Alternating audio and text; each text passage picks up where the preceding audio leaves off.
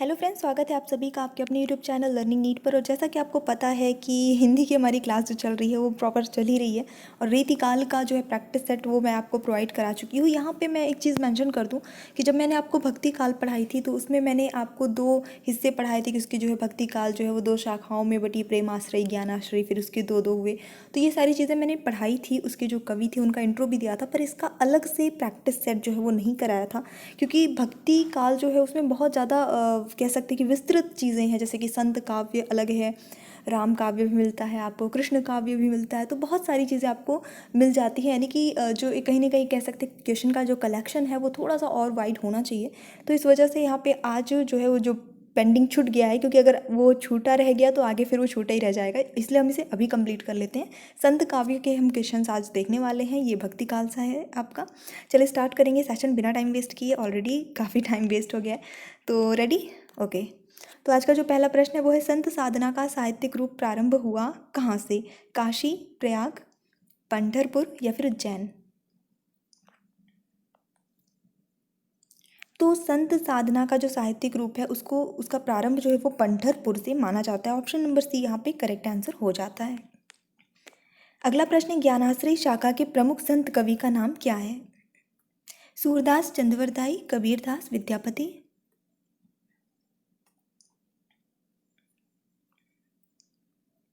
बिल्कुल सही उत्तर होगा यहाँ पे आपका ऑप्शन नंबर सी, कबीरदास। तो ज्ञानाश्रय शाखा के जो प्रमुख संत कवि वो कौन रहे हैं?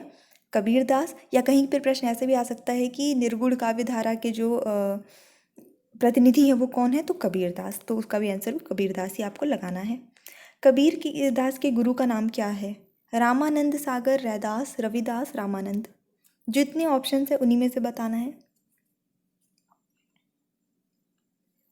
चलिए देख लेते हैं। यहाँ पे जो सही उत्तर होगा वो हो जाता है आपका ऑप्शन नंबर डी, रामानंद रहे हैं कबीर के गुरु। ठीक है, वाराणसी में। अगला प्रश्न देखेंगे। सदुक्कड़ी भाषा से क्या आशय है? जिसमें कटुक्तियों का प्रयोग हो, जिसमें अखड्डपन की झलक हो, जिसमें अनेक प्रांतीय भाषाओं बोलियों के शब्दों का मिश्रण हो, या जिनमें साधु संतों की गुप्त बातों का संकेतांक हो। किसको सदुक्कड़ी भाषा कहते हैं? जैसा कि आपको पता है कि रामचंद्र शुक्ल जी ने कबीर की भाषा को क्या कहा है? सदुक्कड़ी कहा है। तो चलिए देखेंगे यहाँ पे जो सही उत्तर होगा वो क्या हो जाएगा, आपका ऑप्शन नंबर सी हो जाएगा, जिसमें अनेक प्रांतीय भाषाओं और बोलियों के शब्दों का मिश्रण हो वो सदुक्कड़ी भाषा कहलाएगी। ठीक है, अगला प्रश्न देख लेते हैं। रैदास किसके गुरु थे? मलुकदास, हरिदास, लालदास या फिर मीराबाई? तो यहाँ पे जो सही उत्तर होता है वो हो जाता है आपका ऑप्शन नंबर डी। रैदास जो थे वो मीराबाई के गुरु थे। रैदास की जो 40 उनके पद हैं वो गुरु ग्रंथ साहब में संकलित हैं। ठीक है, इनका जन्म जो है वो कहाँ हुआ था? काशी में ही हुआ था, और इनके गुरु का नाम जो है रामानंद ही था। अगला प्रश्न देख लेते हैं। अंगवधु ब्लैंक की रचना है, यानी किसकी रचना है? गरीबदास की, मिस्कीन दास की, मूलक लिखा हुआ है मलुक दास होता है, या फिर दादू दयाल की? अंगवधु।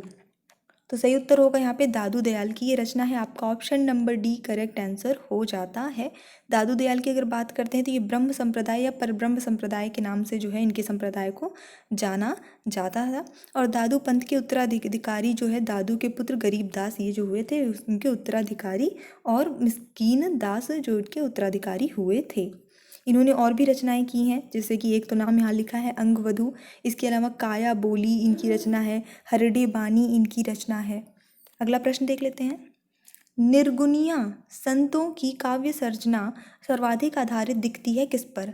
आदिकाल लोक कथाओं पर, नाथों की रचनाओं पर, दक्षिण भारत के वीर शैवों की भांति भावना पर, सूफियों की यौगिक साधना पर? और सही उत्तर होता है इस प्रश्न के लिए आपका ऑप्शन नंबर बी, नाथों की रचनाओं पर। ये करेक्ट आंसर हो जाएगा। अगला प्रश्न देख लेंगे इसी के साथ। सिकंदर लोदी ने किसके कहने पर कबीर दास को जंजीर से बांधकर गंगा में डुबाया था? बहुत अच्छा प्रश्न है। गुलाम हसनैन हुसैन, मोहम्मद शाह, शेख तकी या फिर शेख फिदा हुसैन? एक्चुअली क्या है कि इन्होंने जो कबीर दास को 3 बार मारने की कोशिश की थी। तो पहली बार क्या किया था, पागल हाथी के सामने जो है उनको रख दिया था, डाल दिया था। उसके बाद उन्होंने पानी में मतलब हाथ पैर बांध के गंगा में डुबाने की कोशिश की, फिर बच गए थे। और फिर उसके बाद जो है एक झोपड़ी में बंद करके आग लगा दी थी, फिर भी वो बच गए थे। और जब इतना हो गया था तो फिर उसके बाद उनको मारने की कोशिश जो है वो छोड़ दी थी, मान लिए थे कि हाँ भाई ये संत हैं और ये सारी चीज़ें। तो यहाँ पे जो सही उत्तर हो जाता है आपका ऑप्शन नंबर सी हो जाता है, शेख तकी के कहने पर। अगला प्रश्न, तुम जिनि जानो गीत है यहु निज ब्रह्म विचार, ये किसने कहा है, यानी ये किसकी पंक्तियां हैं? कबीर, रैदास, सूरदास, तुलसीदास।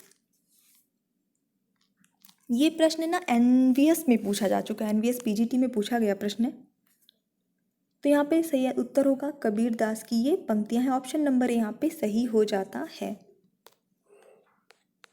निम्नलिखित विकल्पों में से जो संत काव्य की विशेषता नहीं है वो छांटना है, जो निगेटिव वाला होगा वही छांटिएगा। बाह्य आडंबरों का खंडन, गुरु का महत्व प्रतिपादन, सगुण ईश्वर की उपासना, जाति पाति का विरोध।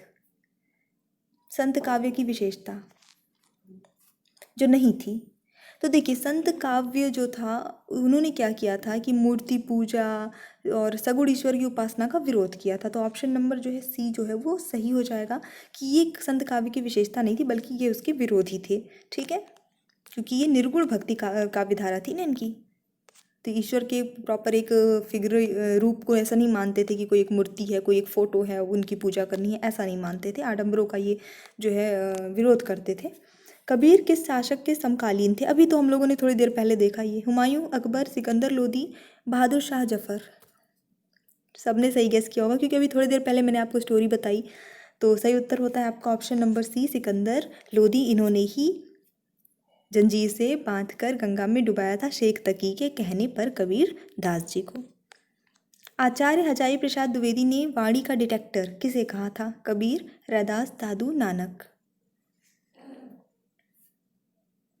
तो सही उत्तर हो जाता है आपका इस प्रश्न के लिए ऑप्शन नंबर ए, कबीर को आचार्य हजारी प्रसाद जी ने वाणी का डिटेक्टर कहा था। और ये प्रश्न काफ़ी फेमस है, पूछा भी जाता है। अभी थोड़ी देर पहले मैंने आपको ये भी बताया कि रामचंद्र शुक्ल जी ने इनकी भाषा को सदुक्कड़ी भाषा कहा है। ठीक है, चलिए देखेंगे अगला प्रश्न। संत काव्य नाम किसने दिया है? आचार्य रामचंद्र शुक्ल जी ने, राहुल सांकृत्यायन ने, राम कुमार वर्मा या हजारी प्रसाद द्विवेदी। सिंपल सा प्रश्न, संत काव्य नाम किसने दिया है? निर्गुण धारा के ज्ञानाश्रयी शाखा को विद्वानों ने अलग अलग नाम दिए हैं, सभी अलग अलग विद्वानों ने। तो किसने संत काव्य नाम दिया? जो भी हम पढ़ भी रहे हैं संत काव्य टाइटल से ही पढ़ रहे हैं, और ये नाम राम कुमार वर्मा ने दिया है। तो ऑप्शन नंबर सी यहाँ पे आपका सही उत्तर हो जाता है। और ज्ञानाश्रयी शाखा नाम किसने दिया है? रामचंद्र शुक्ल जी ने क्या बोला, इसको ज्ञानाश्रयी शाखा नाम दिया। हजारी प्रसाद द्विवेदी जी ने इसको निर्गुण भक्ति बोल दिया। बाकी राम कुमार वर्मा, परशुराम चतुर्वेदी, गणपति चंद्रगुप्त, सब ने संत काव्य ही नाम दिया है। अब क्योंकि ऑप्शन में यहाँ पे उन तीनों में से सिर्फ इन्हीं का नाम है, इस वजह से यहाँ पे मैंने आपको यही बताया है। तो इसी वजह से शायद संत काव्य ज़्यादा फेमस भी है, क्योंकि ज़्यादा जो लोगों ने यही माना है। अगला प्रश्न देखेंगे इसी के साथ। मसी कागद छुओ नहीं, कलम गहो नहीं हाथ, किसके विषय में कहा गया है? नानक, रैदास, कबीर, दादू।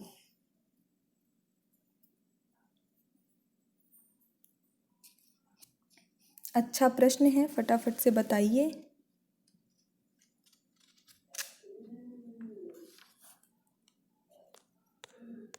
तो चलिए देख लेंगे सही उत्तर जो होता है यहाँ, इसका भी कबीरदास ही हो जाएगा। इनके बारे में ही ये कहा गया है। किसके द्वारा कहा गया है, किसके विषय में कहा गया है, इन सब चीज़ों का ध्यान आपको देना है। किसने कहा है? अजगर करे न चाकरी, पंछी करे न काम। अगर इसकी दूसरी लाइन दे देता तो मिल जाता आपको हिंट और आप बता देते सही उत्तर, लेकिन दूसरी लाइन नहीं दी है। सही उत्तर बताइए। तुलसीदास, सूरदास, रैदास, मल्लूकदास। बार बार ये मिस टाइपिंग है। मल्लूकदास किसकी लाइन है ये?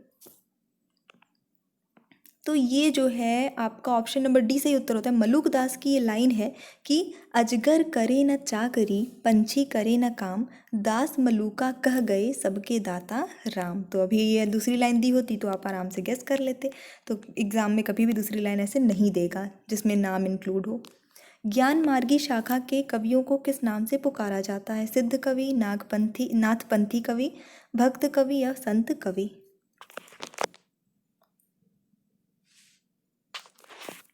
बिल्कुल वही हम पढ़ ही रहे हैं, ऑप्शन नंबर डी बिल्कुल सही हो जाता है, संत कवि। सभी ने सही उत्तर गेस किया। ज्ञान बोध किसकी रचना है? सुंदरदास, मलुकदास, रज्जब जी या फिर इनमें से कोई नहीं? ये यूपी पीजीटी का पूछा गया प्रश्न है, मतलब ये पूछी गई रचना है। ऑप्शन नंबर बी यहाँ सही होगा, मलुकदास जी की रचना है ज्ञान बोध। और भी कुछ इनकी रचनाएं देख लेते हैं बेसिकली। तो जैसे पुरुष विलास इनकी रचना है, ज्ञान बोध तो देख ही लिया आपने। इसके अलावा रतन खान इनकी एक रचना है, पुरुष पुरुष विकास करके एक रचना है, ठीक है, 10 रत्न ग्रंथ ऐसा करके रचना है। भक्त विरुदावली इनकी एक रचना है, और एक राम करके है, रामावतार करके है, वो भी इनकी रचना है, ठीक है। चलिए देखेंगे नेक्स्ट। भक्ति विवेक निम्नलिखित में से किसकी रचना है? मलुकदास, सुंदरदास, नाभादास, दादू दयाल?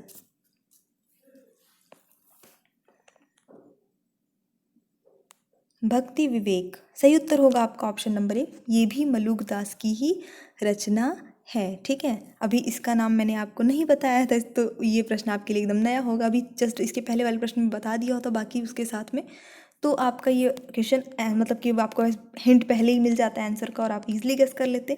फिर भी अगर आपने सही गेस किया है तो वेरी गुड। निर्गुण ज्ञानाश्रय शाखा का दूसरा नाम क्या होगा?